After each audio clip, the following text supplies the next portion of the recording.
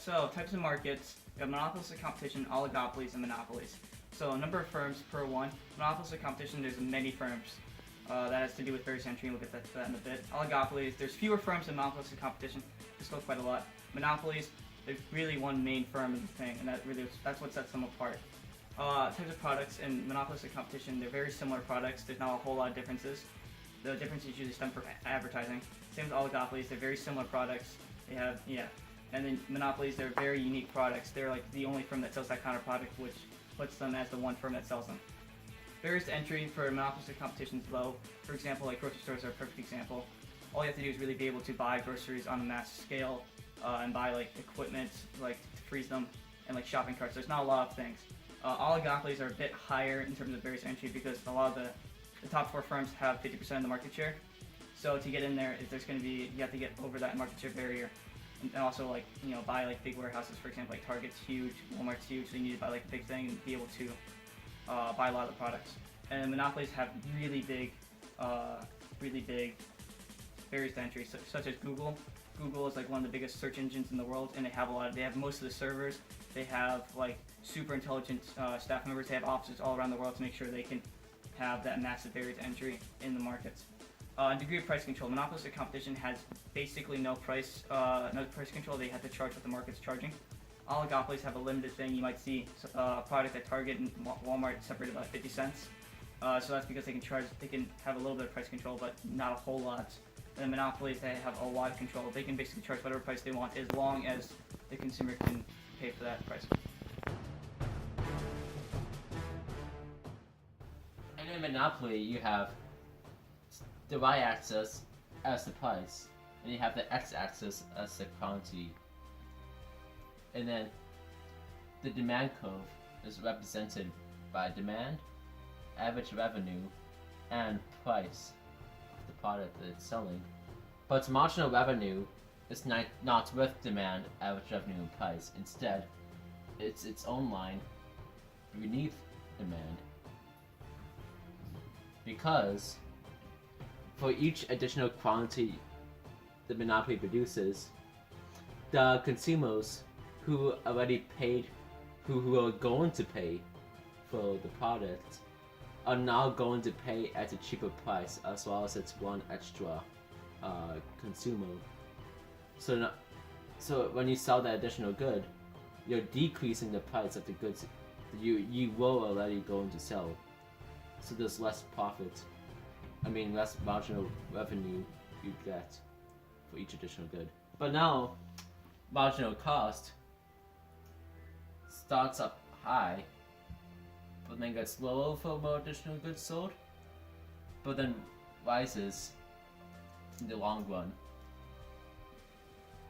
And then average total cost, it starts out above marginal cost because it includes the fixed costs of goods, and then intersects its lowest point at marginal cost,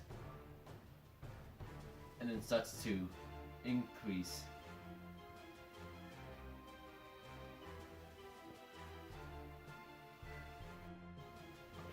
When MR is equal to 0, just gonna draw this line right here.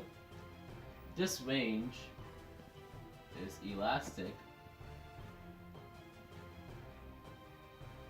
and this range is inelastic.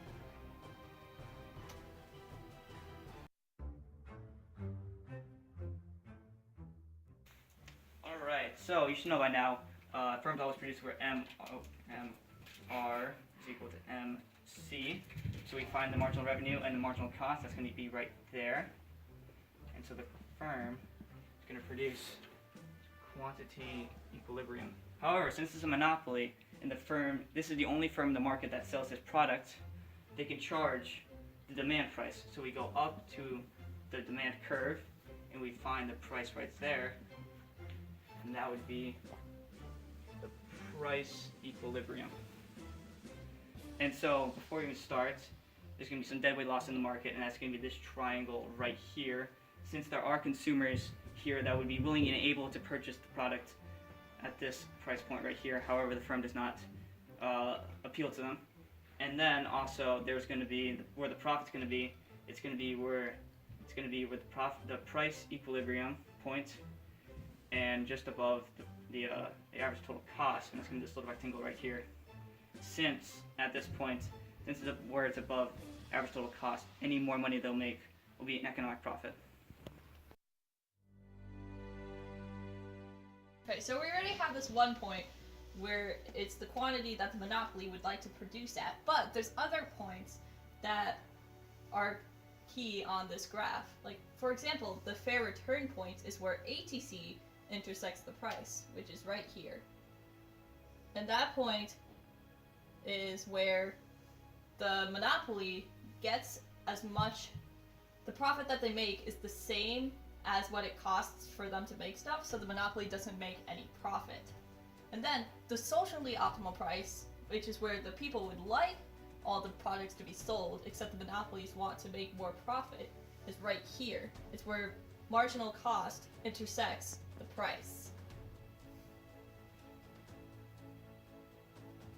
Now, if the government wanted a monopoly to produce at a different point than this point with where the monopoly would like to produce, then the government would have to tax the different supply. Like, if they had a lump sum tax, that would shift the average total cost, while if they charged it per unit, that would shift the marginal cost. These shifts in the graphs, plus different laws, can make it so that they produce at this fair return price, or the socially optimal price.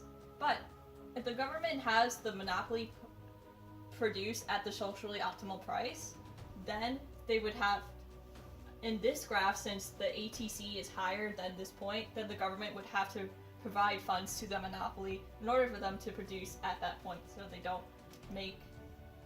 they're not losing money. Another thing that monopolies can do is price discriminate. That's when, instead of having one set price, they could charge different amounts to different consumers based on how much they think that specific consumer would consume. For example, like, if a consumer is willing to pay here, except the people who pay here are like 40, but the people who pay here are like 60, they could charge senior citizens this price, while they charge the people who are 40 this price.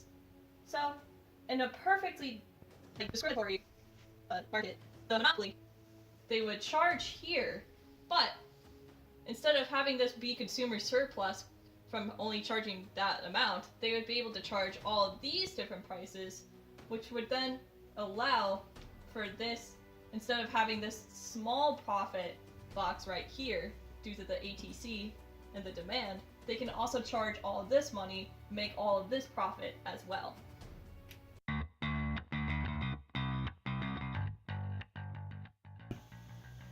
So, excess capacity in monopolistic competition is the difference in quantity between the price that the quantity they will produce it at, which is what ML equals MC,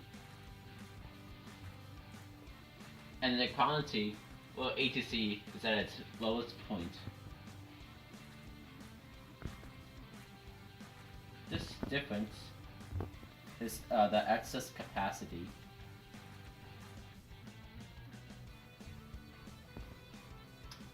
But this is not a monopolistic competition in the long run, because in the long run, more firms will enter the market, increasing the supply of firms that produce a good, meaning that the demand for one specific firm will shift left. Hold on.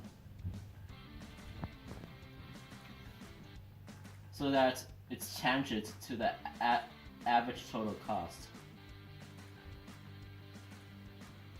So this is what will demand be in the long run.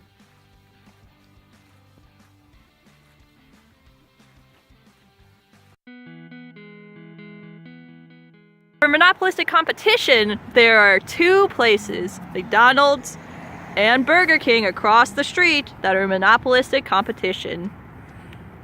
This causes an increase in supply of chicken nuggets, cheeseburgers, etc. from these fast food chains. And that causes a decrease in demand for one specific fast food chain. Therefore, there is a long-term equilibrium because the demand shifts left and it causes the demand to be changed into ATC. Get a 20-piece McNuggets for $5. Okay. And now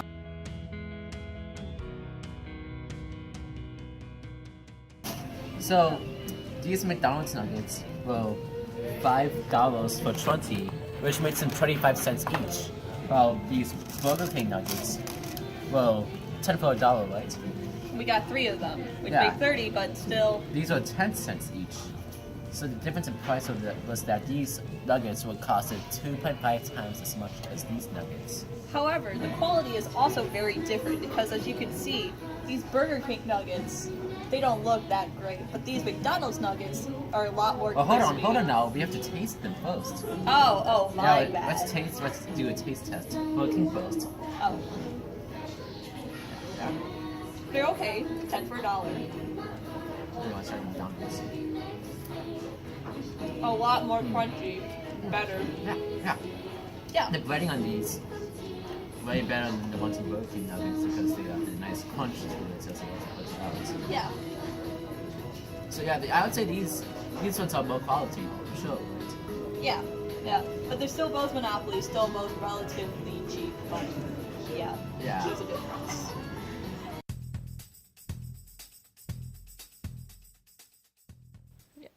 Alright, so oligopolies are a bit different compared to the other two markets. Instead of using a graph to determine their price and their profit, they'll use a chart like this to decide. So, situation, if David and Alexa are both convicted of a crime. Alright, listen here, bucko. You can't steal Mr. Ashton's truck. I saw you guys in the parking lot, you and your partner. And we don't have enough evidence to put them away, and we have to get a confession out of them. The deal. Your partner's already confessed to stealing Ashton's truck. You don't confess, you're looking at 20 years in jail. We'll use a chart like this. So if David confesses, Alexa can either confess and get 10 years, or silent and get 20 years. So she's going to want to confess, because that's lesser of the two. If David is silent, she can either confess and get 0 years, or silent and get 1 year in jail. So she's going to want to stay silent. So since both things have Alexa confessing as the best output, her dominant strategy is going to be to confess. Same thing with David. Now here's the thing, if you can rat on your partner, I'll let you walk. But if you don't, I have enough evidence to put you in jail for up to 20 years. If Alexa confesses, he can either confess and get 10 years, or stay silent and get 20 years. He's going to want to do 10 years. If she stays silent, he can either confess and get 0 years, or silent and get 1 year. So he's going to want to confess as well. So then his dominant strategy will also be to confess. And so since this has the two interactions, this will be the Nash equilibrium. So in a graph in a market, this will be the outcome that happens.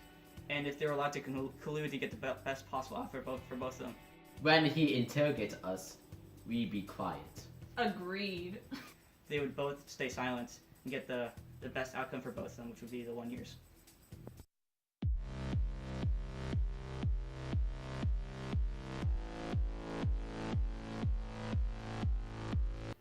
No, I'm good, right? No. Shoot. Marginal cast.